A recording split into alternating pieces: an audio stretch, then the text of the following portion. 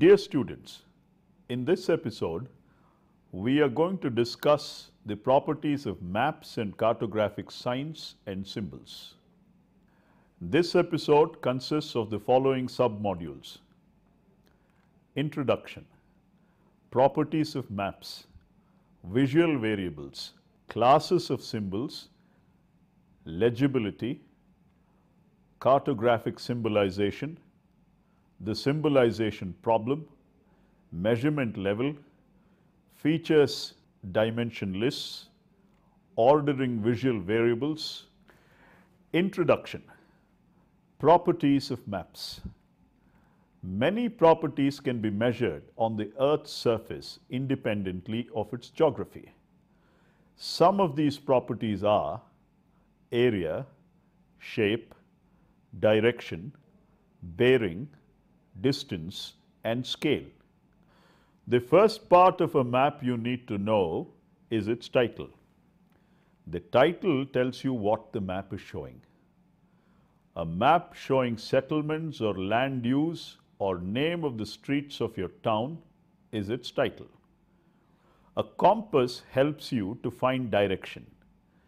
A simple compass may look like a plus sign with arrows.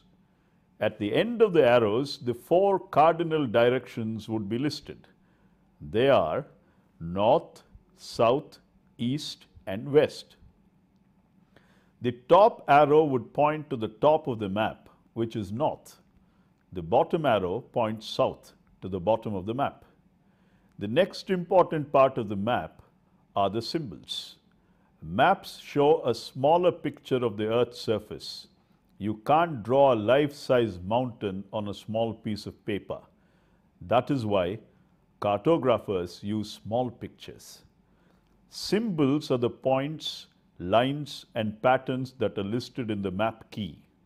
The key is a box located in one of the bottom corners of the map. Symbols have different colors depending on the physical features the drawing represents. For example, water features like rivers, lakes, and oceans are colored blue. Trees, orchards, and shrubs are usually colored green. Red is used for important roads.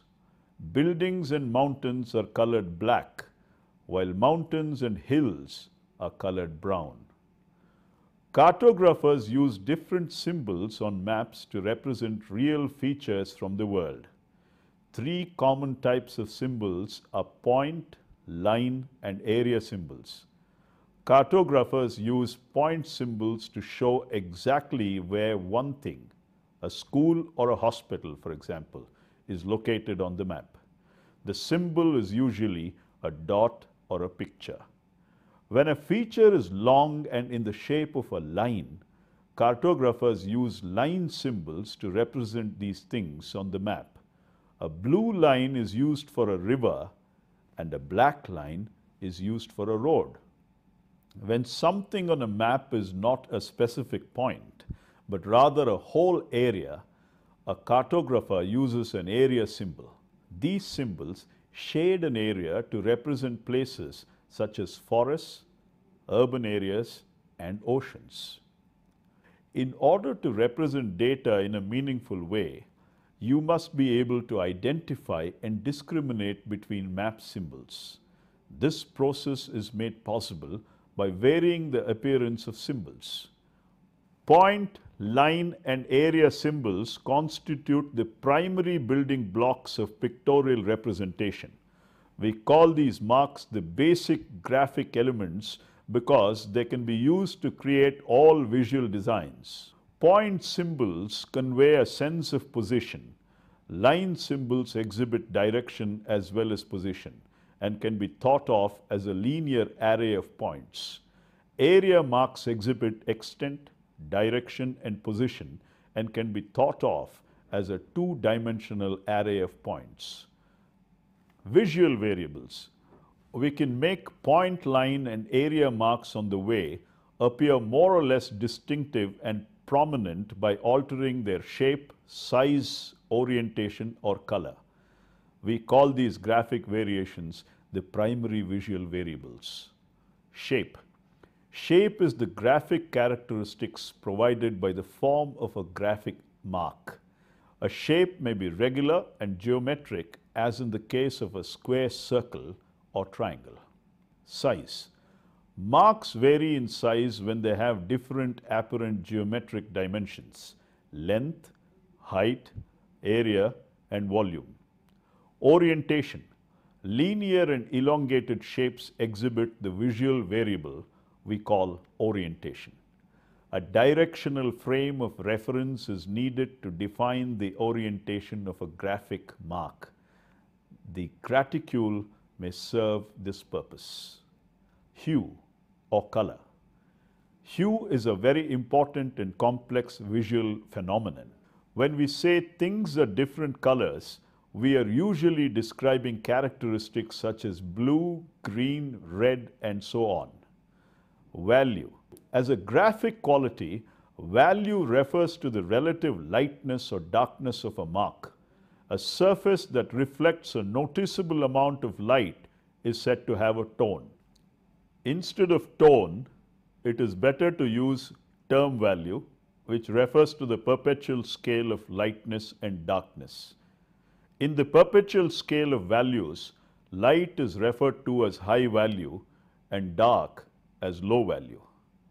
Chroma. As a graphic quality, chroma refers to the degree to which a hue departs in colorfulness from a gray tone of the same value. Chroma can range from a gray hue with no apparent color pigment to a pure hue with no apparent gray.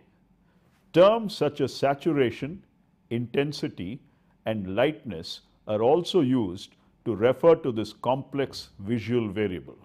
Repetition of basic graphic elements representing various combinations of these primary visual variables produces an aerial graphic effect that we call pattern. In turn, pattern exhibits the characteristics of arrangement, texture, and orientation. These aspects of pattern are made up of component marks that are characterized by the primary visual variables. Thus, we call pattern arrangement, texture, and orientation the secondary visual variable. Arrangement. Arrangement refers to the shape and configuration of component marks that make up a pattern. The pattern of points or lines may be random or systematic in structure. Texture. Texture refers to the size and spacing of component marks that make up a pattern. A fine texture is produced by a close spacing of small marks. This contrasts with the coarse textured pattern produced by an open arrangement of larger marks. Orientation. It refers to the directional arrangement of parallel rows of marks as they are positioned with respect to some frame of reference. Classes of symbols. The primary and secondary visual variables contain the essential visual ingredients of all maps.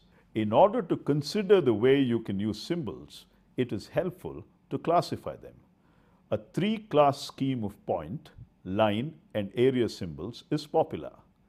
This would make sense if there were direct correspondence between the geometry of map symbols and the environmental phenomenon they depict. A better way to classify is to focus on their spatial emphasis. Zero in on what the symbol represents, not what it looks like. This approach yields point, line, and volume, emphasizing symbols. Point emphasizing symbols.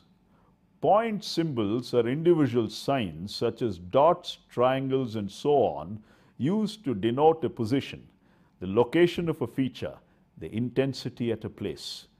Examples include a coordinate location, a radio tower, a spot height, the centroid of some distribution, or conceptual volume at a place such as population of a city. Even though the mark may cover some map space, it is a point symbol if it refers conceptually to a location. Line emphasizing symbols. Line symbols are individual linear signs used to represent a variety of geographical phenomena. Line depicting rivers, roads, and political boundaries are common examples. But use of a line symbol does not always mean that the class of feature being represented is linear. For instance, contours are lines used to represent elevation and depth data from which volumes may be determined. Area emphasizing symbols. Area symbols are markings extending through a map area to indicate that the region has some common attributes such as water, administrative jurisdiction, or some measurable characteristics. When used this way, an area symbol is graphically uniform over the entire area it represents. The homogeneous character of the symbol may result from an even color, or it may consist of uniform repetition of point or line symbols. Volume emphasizing symbols. Volume symbols represent the vertical or intensity dimension of a spatial phenomenon through space. In landform mapping, for example, the terrain surface may be generalized with non-uniform marking that produce value or lightness variation, as is the case in relief shading. The land surface may also be represented by spot height data, point symbols, or linear surface traces such as profiles or contour lines, which are line symbols. The four classes of symbols along with alphanumeric annotations make up the basic building blocks of cartographic representations. But in order to endow the marks with meaning to make them similar or different from one another and to make them more or less prominent, you must adjust their appearances by using the visual variables. Legibility. Whenever you use graphic symbols, the first rule is to make sure that they are easy to read and understand. To do so, you need to choose the proper graphic marks and portray them clearly. The shapes of point symbols must not be confusing. Lines must be clearly distinguishable in form and width. Difference between colors, patterns, and shadings used to differentiate between symbols must be visually distinct. One important aspect of legibility is size. No matter how much care you put into producing a symbol, it serves no purpose if it is too small to be seen. Some types of symbols are inherently more visible than others. The width of line symbols may be reduced considerably since the length seems to enhance visibility. Similarly, contrasting colors or shapes may increase visibility, but these enhancements have a limited impact on legibility. Another quality that affects legibility is familiarity. It is easier to recognize something familiar than something new. This you may see as a name in a particular place on a map, and even though it is too difficult to read, you can tell what is from its position and general shape. Cartographic symbolization. A map can represent important geographic characteristics in a far more understandable, interesting, and efficient way. The process of creating graphic symbols to represent feature attributing values is part of what we call symbolization. Since tabular data exists in many forms and are available from a wide variety of sources, cartographers spend great effort deciding how to symbolize feature attributes. When cartographers symbolize attributes which are derived parameters, two different generalizations have taken place. The first is the parameterization of the attribute value, and the second is the symbolization. Features exist in a real world, and the cartographer's task is to portray these features relevant to the map being created. Cartographers turn to the symbolization process after they have applied classification, simplification, and exaggeration routines to features selected for mapping. Symbolization is the use of visual variables to represent the data summarizations resulting from classification, simplification, and exaggeration. This graphic coding makes the generalization visible. The symbolization problem. Symbolization begins with stylizing or typifying attribute values. The symbolization process includes selecting the level of measurement, nominal, ordinal, or interval, to use in the feature's visualization. It also includes choosing the dimensionality of the feature, point, line, area. All features exist in a combination of these two aspects. All these features can be mapped in a combination of these two aspects. The way the features exist and the way they are mapped need not be the same. Cartographers, therefore, must perform important symbolization tasks before they choose the symbols. They must select the measurement level of the original data values and conceptualize the dimension for each feature they wish to portray. Making these two choices is the essence of the cartographic symbolization problem. Let us look more closely at each of these tasks. Measurement level. All attribute values of features existing in reality can be measured on one of the four measurement scales defined as nominal, ordinal, interval, and ratio. When we symbolize data on a map, we can generalize down the measurement scale from ratio to interval, ordinal or nominal, from interval to ordinal or nominal, or from ordinal to nominal. But we cannot generalize up the scale. We cannot change from nominal to ratio, for example, and we must map nominal data as nominal data. We have no choice. Most symbols cannot only qualitative or quantitative data. The only way we can portray interval or ratio scales is to use textual or numerical annotations to enhance the symbols. Features dimension lists. We think of features as having dimensionality ranging from 0 to 3 dimensions. A point feature is dimensionless or 0 dimension. A line feature has 1 dimension. An area feature has 2 dimensions, and a volume feature has 3 dimensions. We use point, line, or area marks to represent data associated with point, line, area, and volume features. Ordering visual variables. When cartographers use the primary visual variable such as value, size, and chroma in symbols, they create a visual ranking. Ordering these 3 primary variables are called the ordering variable. The ordering variables are useful for point, line, or area reference feature attributes.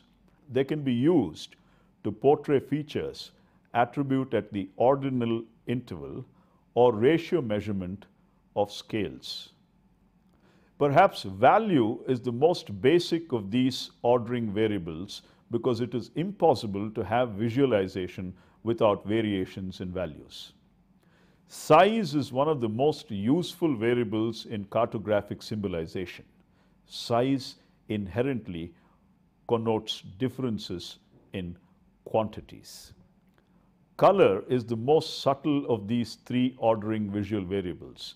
It is less visually effective than lighten, value, or size. At times, it is useful to combine chroma and value and to vary these 2 visual variables simultaneously to reinforce the magnitudes being symbolized. In contrast to the above ordering visual variables, the remaining 3 primary visual variables like hue, orientation, and shape are differentiating variables. They can be used to differentiate amount feature attributes referring points, lines, or areas. Admittedly, hue is sometimes used in the spectral progression to represent height of land and depth of seas. When hue is used in this way, The map must be carefully designed and supplemented with numbers and text. The orientation is best used to show nominally selected differences. Orientation refers to the angle at which the symbol is placed on a map. Different angles connote qualitative differences. Shape. Shape is also useful in connoting qualitative differences in attributes. It is particularly effective when applied to line symbols. For example, shape variations. Let us define solid dashed and dotted lines so that they are easily distinguishable on the map. Orientation is more useful for symbolizing points or areas than for line. Shape is best used for point or line symbolization and not for areas. Hue is useful for all the three. There are also three secondary variables. These variables are created by repeating the basic graphic effect that we call pattern. These secondary variables are arrangements, texture, and orientation. Texture can be used as ordering visual variables. In all cases, cartographers should use these secondary variables to enhance a symbolization, not as the only visual variable to differentiate a feature attribute value. Thank you.